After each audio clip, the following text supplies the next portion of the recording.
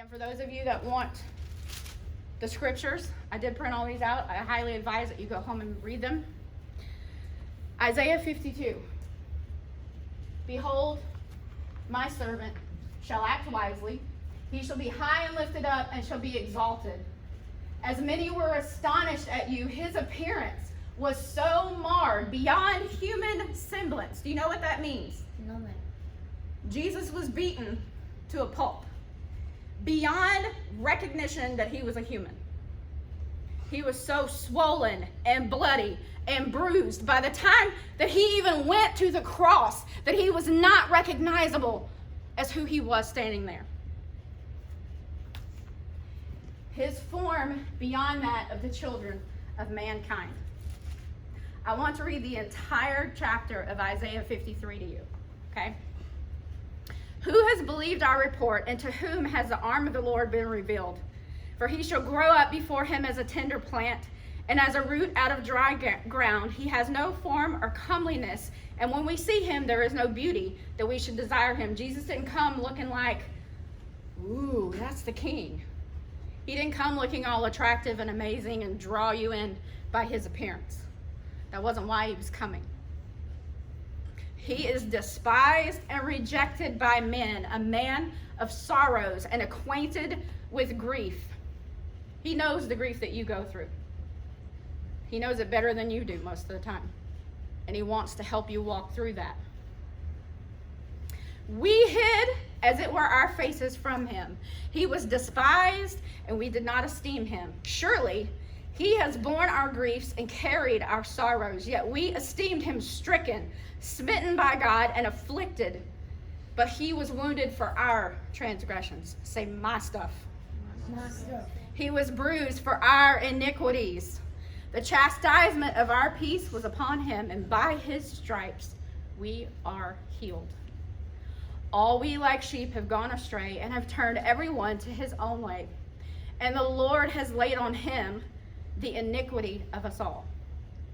He was oppressed and he was afflicted, yet he opened not his mouth. There were countless times that he could have called angels and said, wipe him out, I'm done. There were countless times that he could have spoke up and defended himself, but he didn't. He kept quiet.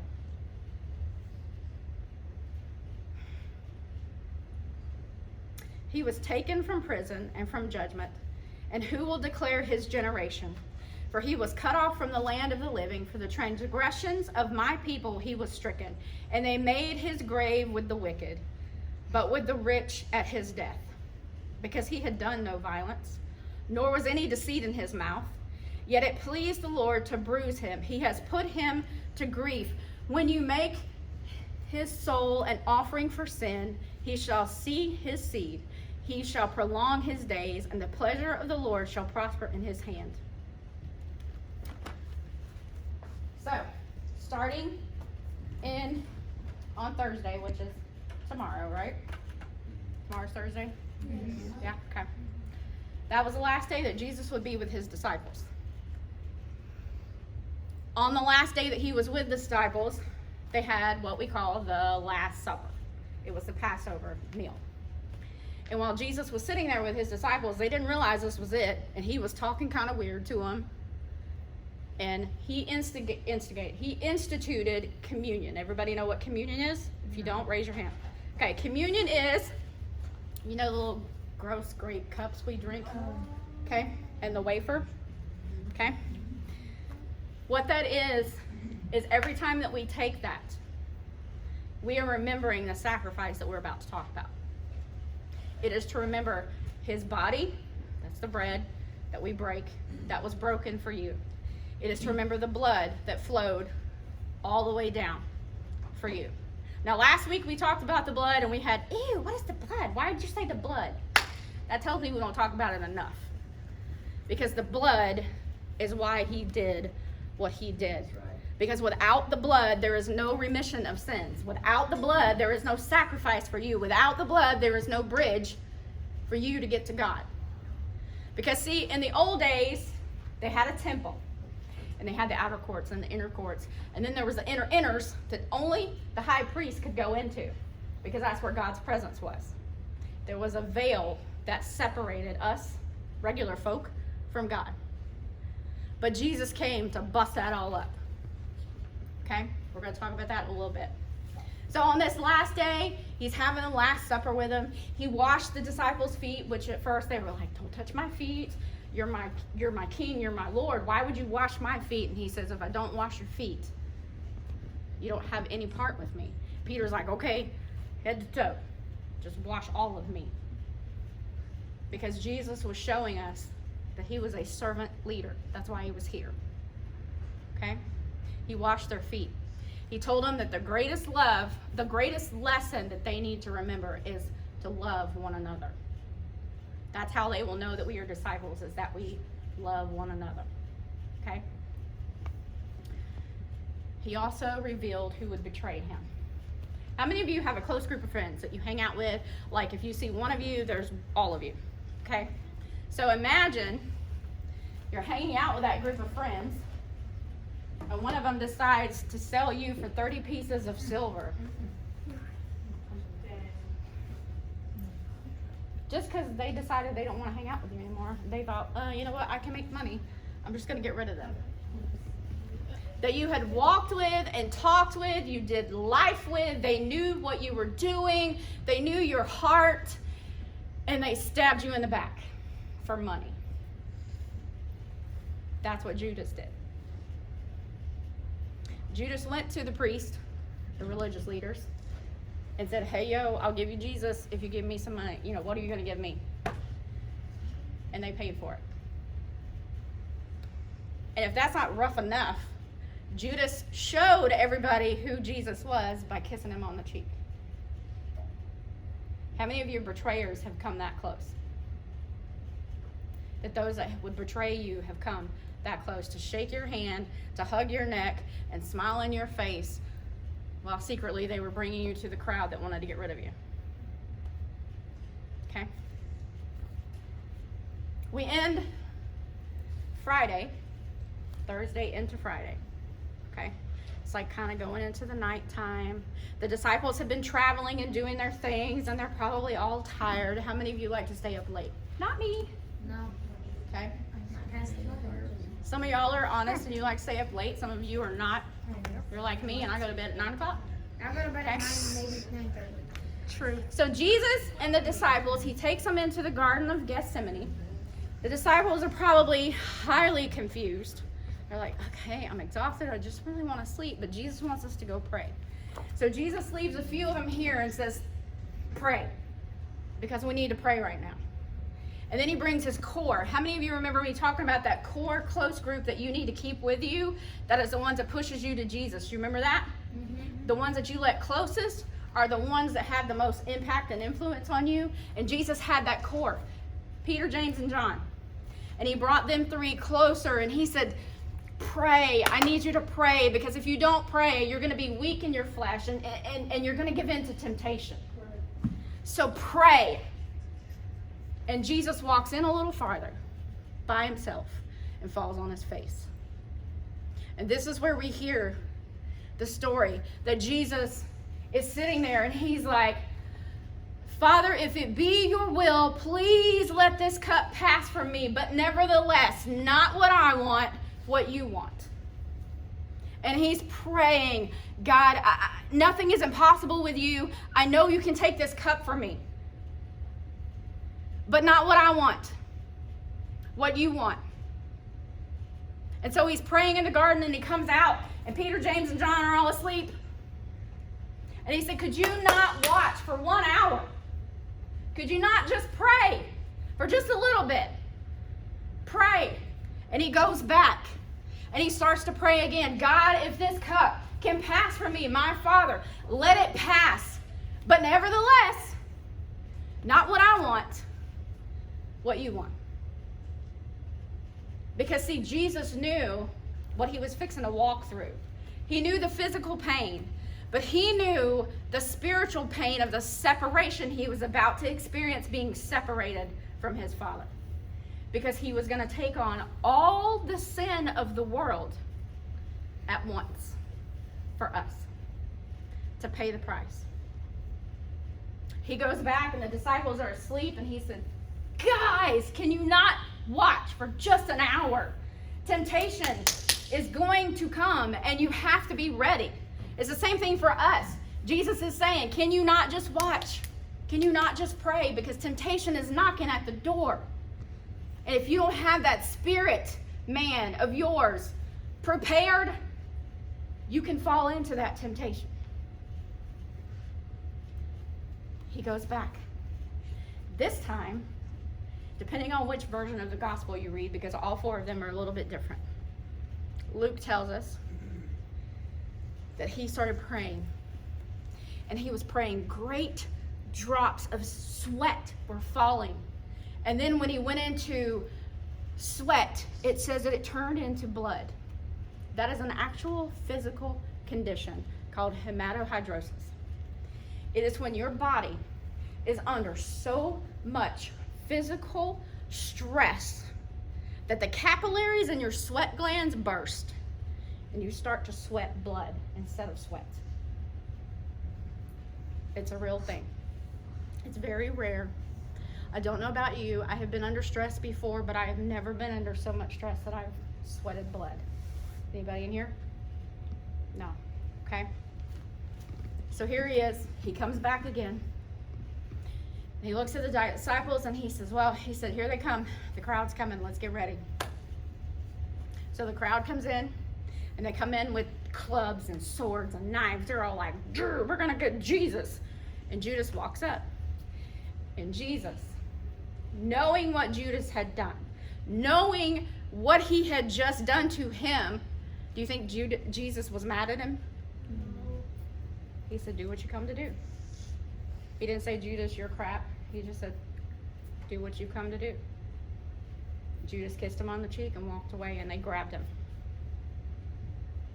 Even in the midst of being grabbed, Jesus was having compassion on those around him, because Peter decided, you know what? I'm going to fight. Snatches his sword out, cuts the ear off of one of the guys. What does Jesus do? Picks it up, puts it back on the side of his head. They are carrying him off to kill him, and Jesus kills one of the men that's doing that. He didn't beat him up. He didn't say, well, you deserved it. He picked it up and he said, put your sword away. This is not how we go out. Okay? So now, Jesus is arrested, and he is brought before the Sanhedrin, which is the court at that time. Brought into the Sanhedrin, and he's brought to the high priest. And the high priest is like, what have you done? What do you have to say for yourself? What did Isaiah tell us? Yeah. He didn't open his mouth. He stood there. He didn't respond. All of these accusers were brought in. See, they brought in witnesses to try to build their case, but none of the witness testimonies lined up. They couldn't match their stories. So it was just a bunch of lies. And yet, the crowd is pushing to crucify an innocent man. So they get upset, and they take him, and they say, you have to take him to the Roman governors at the time, because we have to have their permission. We're going to get rid of him, but we got to have permission to do it. So they take him to Pilate. Remember last week I talked to you that Pilate was looking truth dead in the face, and he said, what is truth? He couldn't see the truth when it was right in front of him. But see, Pilate didn't want anything to do with it. He didn't want anything to do with Jesus. But Is Pilate like his name, or was that like just a title? that's his name. He was a governor. Pilate didn't want anything to do with it. He was like, do you think that you're this? Yes. I spelled Pilate. P-I, shh. Not funny. P-I-L-A-T-E. Okay? That's how you spell Pilate. Pilate didn't want anything to do with it. He was like, this guy's innocent. I don't want to mess with him. Why do you want to kill him? So he said, you know what? He's from Galilee. I'll send him over to Herod. So Pilate tried to give him to somebody else. And Herod had heard about Jesus, and he wanted to see him do some signs and stuff, because he knew, I've heard what Jesus can do. But he didn't argue with Herod. Herod didn't want anything to do with him. Sent him back to Pilate. So now Pilate, his wife comes in and he said, don't have anything to do with him. This is a righteous man. And for the entire night, my nightmares have been because of what's going on here. Do not have anything to do with this. But Pilate gave in to the crowd. Because that's who Pilate was trying to please. He gave in to the voices of what the crowd was saying. So Pilate keeps going. He's like, okay, all right, y'all. There's nothing in this man that's violent or wrong or anything. He is an innocent man. So how about I give you Barabbas instead? And we crucify him and I'll free Jesus because I can pardon one person right now due to your festivals. How about I take Jesus and give him to y'all? We'll let him go and we'll crucify Barabbas. But they didn't want that. They wanted a criminal to be set free. So as Jesus was standing there, Barabbas, who was a murderer, he was a thief, and it was proven, it wasn't like it was some wild guess, was released. And Jesus was sentenced to death. An innocent man who did nothing wrong but help people when he was here and heal them, free them, and get in their junk. But see, we don't like that. We don't like it when Jesus gets in our junk. That's too close. So the crowd there was yelling, crucify him, let's go. So as he decided that he was going to crucify him, Pilate stands up and washes his hands. Because he doesn't want anything to do with this. And the crowd's like, it's okay, just his blood will be on our heads and our children. I don't, you wash your hands of it. It's fine. We made the decision. But see, the crucifixion, he doesn't go straight from Pilate to the cross. The first stop is a Roman post in the town where he was tied to. Now see, when he went to the other kings, the governors, and he was talking to them, they punched him. They were like, don't be mouthing off or not respecting when we ask. They punched him in the face. But it wasn't just a punch. He was blindfolded. So if you're blindfolded and I go to punch you in the face, can you tell where the punch is coming from? No. So he could not shift or absorb the blow. So his face is already kind of tender and bruising because of that. But now they have him at the flogging post. And here at the flogging post, they strip you down and your hands are tied to the post with your back to the Roman guards. And we're not talking about guards Eli's size. No offense, Eli, but I'm trying to make a visual here. We're talking guards like the Rock's size. Because you're not in the Roman army if you're not muscular and big and ready to take people out, right? So there's 2 Roman soldiers sitting here with something called a cat of 9 tails. And this is a whip that has several pieces of leather that are attached to it. And at the end of all of this leather, there's bone and metal. So that when they come down across Jesus' back, it's not just a slap and it's okay. No. We grab. And as they snatch it back, it rips skin, muscle, and his back is busted open. And it's not just once. It's 39 times that he takes this from the 2 Roman soldiers. And all the while he is sitting there and he is keeping his mouth closed because that's what Isaiah said. His mouth was closed. He didn't utter a word. But his back is starting to hang in ribbons because of the beatings that he is taking. And it might look like something like this. And he snatched back. It doesn't always just hit your back. It can come around the front and snatch. It can come around on your face and snatch. This was not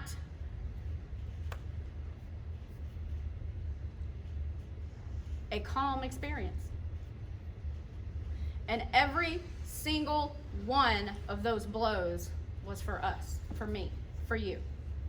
Because Isaiah 53 said, by his stripes we are healed.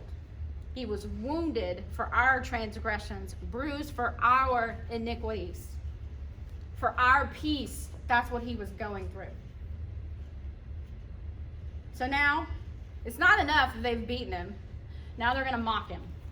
So they put a purple robe on his back. Now you remember his back has been tore all to shreds, right? Anybody ever had a Band-Aid and you put the Band-Aid across the wound and then you tried to take that Band-Aid off and the blood's already dried? So you know how painful that is when you snatch that off of there? Yeah? Anybody else done that or just me? Okay.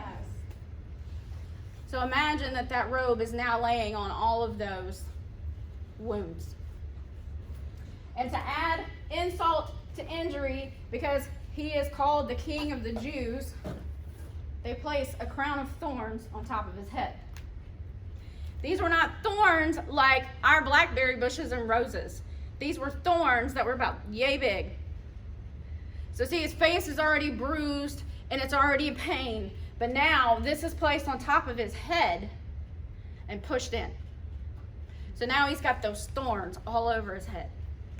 And that purple robe, and they put a scepter in his hand, and he's having trouble, I'm sure, standing up, because right now, not only has he already been sweating and praying, he's been beaten, and they didn't say he stopped and got water anywhere, because I'm sure that would be too easy. So he's now in dehydration because he's constantly bleeding out of places that are on his body, and this does nothing but add to that.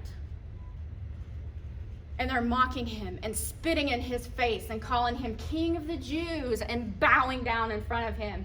All the while, he did not open his mouth. He didn't call and say, God, Sorry, I'm done. I'm having trouble hearing you. I'm done. Get me out of here. I can't do this. He didn't open his mouth. So now, remember the robe? They take the robe off. So now imagine that that robe had started drying to all of those places on his back, and that's snatched off and made fresh again. Now they put the cross on him to carry his own cross to Calvary, or Golgotha, which is called the Hill of the Skull, because that's where they were going to crucify him and two other criminals. So they are forcing him to carry his cross, but he falls, and they have to get somebody else to help him. Simon was pulled from the crowd, and he walked over there with him. He took it for him. Could you imagine being Simon at that moment? This man that you know is innocent, and you're carrying the cross that they're going to crucify this man on. You're afraid if you don't carry it for the Roman soldiers that they're going to take you out. But all of his friends had kind of dispersed. Jesus was by himself and walking to Calvary on his own up the hill. And see, a lot of times when you see a crucifixion, you see the nails right here, right? In the middle. That's not where they were. Because this, when you put weight on this, what's going to happen? It's going to rip right out of your hand. It would have been easy for him to free himself that way. Just slide right out. It would have been painful, but it would be much easier. See, in those days, and in most times in history, the hand was from here to here. So they wouldn't crucify you here because that made it easy to get out. They crucified you right here, between those two bones. When that happens, and those nails come down like this, because they weren't tiny. When those nails like this come through there, it is hitting nerves. Anybody ever had a pinched nerve? I know it's adults have. You had a pinched nerve before, you hit your funny bone. It's not so funny, right? It sends electrical shock down your arm. So every time these things move, it sends an electrical shock down the body. So that's how they nailed 2 through here. Okay? Now, when you're crucified, it's not just your feet are straight or any of that thing. You're set at an angle, 45 degrees. Anybody ever done wall sits or chair lunges, like where you have to sit on your thighs? How long can you sit on those thighs? Not long. Not long before your body goes to like this, because my legs are starting to do that now, even though I do this more than now. Okay? Yes? Did they do the same thing to the other criminals that were being crucified? Like they did the exact same thing, or did like Jesus get special treatment? I don't know. I mean, the flogging, I don't know that they went through all that. I do know that they were crucified the same. But they put your knees at a 45-degree angle. So you're sitting like this on your knees with your hands up like this. Okay? Now, if that's all that there was and you just magically disappear, no. Research says that it takes usually 24 hours for somebody to die when they're crucified. And they die from suffocation and asphyxiation. Because see, when you're hanging like this, your lungs can't push out air, but they can take in air. So you're constantly taking in air, but you can't get any out. So to breathe, you have to push on the nail that's in your ankles and your feet. Push up, pull up with the nail that's right here on your nerves, and pull yourself up to take a breath. So every time that he just wants to take a breath, it is agony. In that moment, he says, Father, forgive them. They don't know what they're doing. Even in that moment, when he is in pain and he is hanging there, he's thinking about the crowd. Forgive them because they don't have a clue what's happening. Now, there are 7 phrases that Jesus says while he's hanging on the cross. One of them is, Father, forgive them. They don't know what they're doing. One of the others is, my God, why have you forsaken me? Because as he was hanging on that cross, the entire weight of the sin of the world, of what we would do, what they did before us, what they did after this, was laid on him to take the punishment for what we did or would do. Because without the blood, there's no remission of sins. So this was about 9 a.m. when he was crucified. About noon, it went dark. And at 3 p.m., Jesus cried, "It is finished." That meant the sacrifice needed to get you and me to heaven was done. The enemy was defeated. That was it. Satan lost. In case you were questioning that, he lost big time when Jesus said, "It is finished." That's it. And then he gave up his spirit. And that was all it took. He was dead. Yes? Didn't they stab him in the side or something? They did, because they wanted to make sure he was dead. The other 2, see, here's the problem. Typically what happens is if you hang on the cross too long, they'll come break your legs. Because then you can't push yourself up to get a breath, so you suffocate really fast. Yes? Did they like use a sponge on a stick or something? They did try to use a sponge on a stick with bitter vinegar wine, and he didn't want anything to do with it. They broke the legs of the other 2 thieves to get them to die fast, because that's a quicker death. Jesus, it was prophesied in the Old Testament that not a bone of his body would be broken. So he was already dead. And the Roman soldier, to make sure, stabbed him with a spear in his side. And blood and water poured out to make sure he was really, really dead. And when he died, an earthquake shook the entire world at that moment. And at that moment, the temple, the curtain that was between the holiest of holies, where the presence of God rested and the rest of us, was ripped top to bottom to allow us entrance into the throne room of God. The mercy seat. There's an old song that was called I am running to the mercy seat, because it doesn't matter what you've done. It doesn't matter what other people have said about you. At that mercy seat, you find grace, you find forgiveness, you find peace, you find love, you find everything you've ever searched for in his presence. And before that, only the holy high priest could go in, if everything had been done right, to enter into his presence. But God wanted personal relationships with each one of you. So he sent his son to take our sin and our shame and our pain, so we don't have to live like that right now. So that we have entrance into the holiest of holies, and we can walk in and say, God, here I am.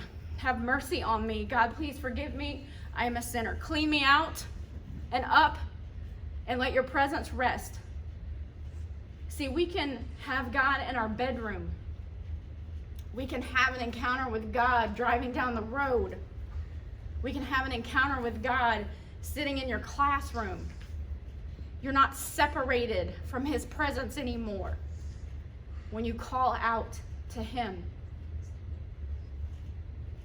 And see, at 3 o'clock in the afternoon, if that had been the end, we wouldn't really have a hope. But it was Friday. And Sunday was coming. But that's not where it stopped. Jesus got up. He conquered death, hell, and the grave, and he walked right out of there. Because he is alive. If that's all we had was the crucifixion, we'd have no hope. But we have hope because Jesus didn't stay in the tomb. It's empty.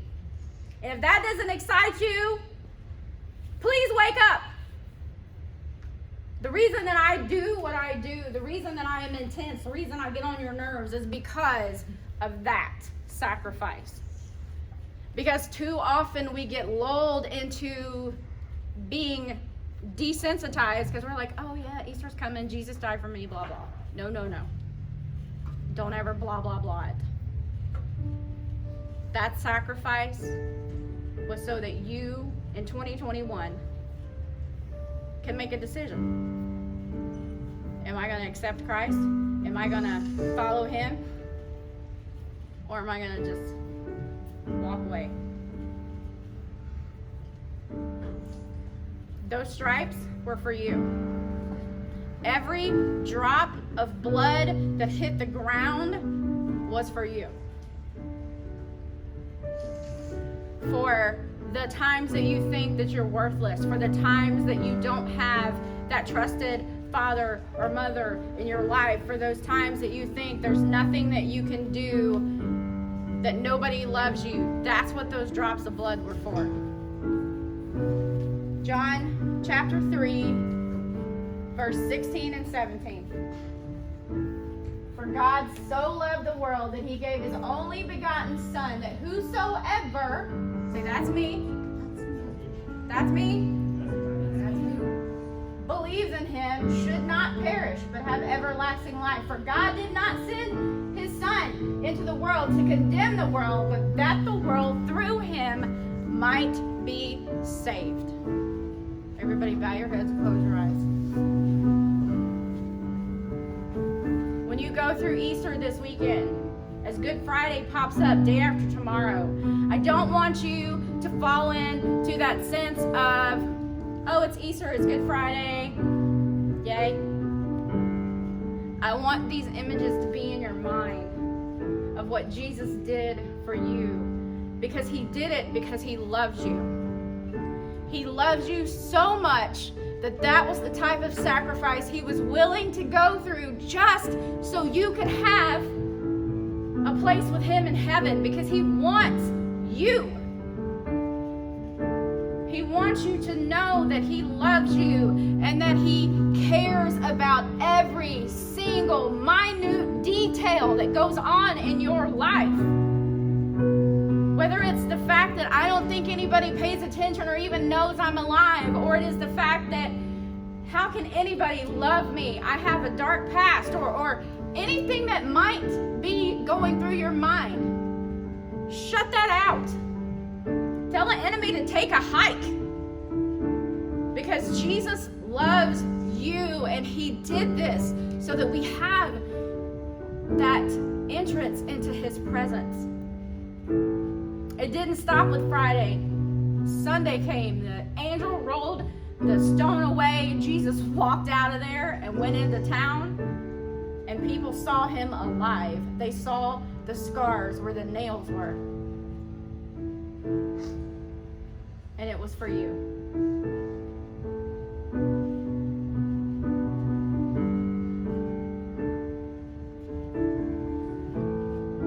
God, I thank you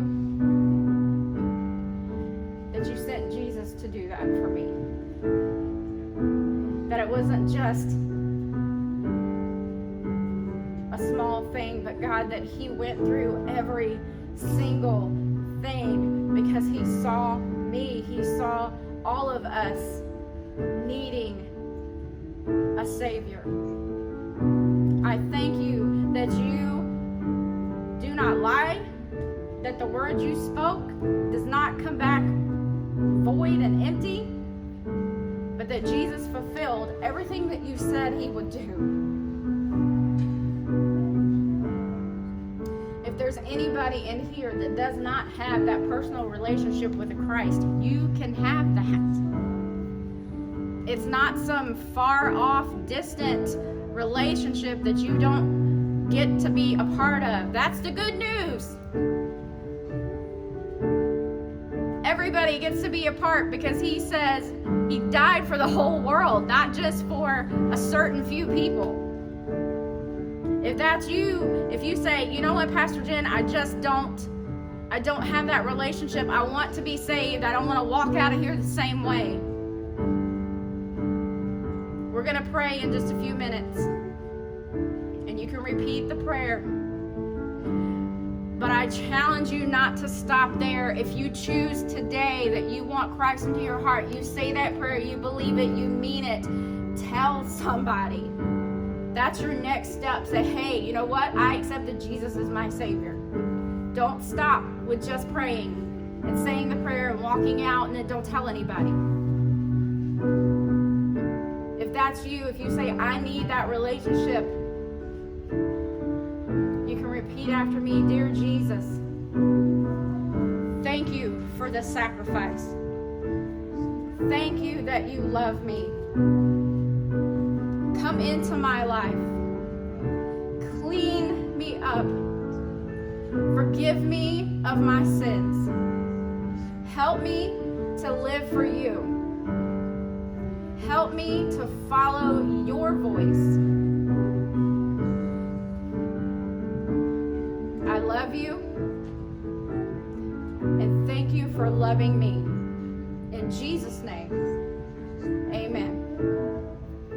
If any of you need to go, you can go. Be very mindful of the atmosphere. If you need to pray and you want to spend some time in prayer, do not run out of here. If you need to tell somebody, hey, you know what, I accepted Christ, be sure that you tell somebody. Don't run out of here and keep that a secret. That's a good thing. It's an amazing thing to make that choice to follow him. And it doesn't stop with just that one choice. If you want to hang out and pray, we'll take a few minutes to do that. If you need prayer for something, there are plenty of adults in here that can pray with you. If you want to pray with a friend, that's okay. The rest of you that are ready to go, you can quietly start to clean up, or I just encourage you to kind of hang out with Jesus if you want to. Okay? Jesus, we thank you for this time tonight. We thank you for what you've done, for what you're doing, and what we're going to see you do. God, we ask that you remind us this week as we go through the next few days of that sacrifice, God, to never take that for granted, to never lose the sensitivity to what you did for us. God, we thank you. We ask that you bring us back here Sunday morning ready to celebrate the resurrection of our God. In Jesus' mighty name, we say, amen.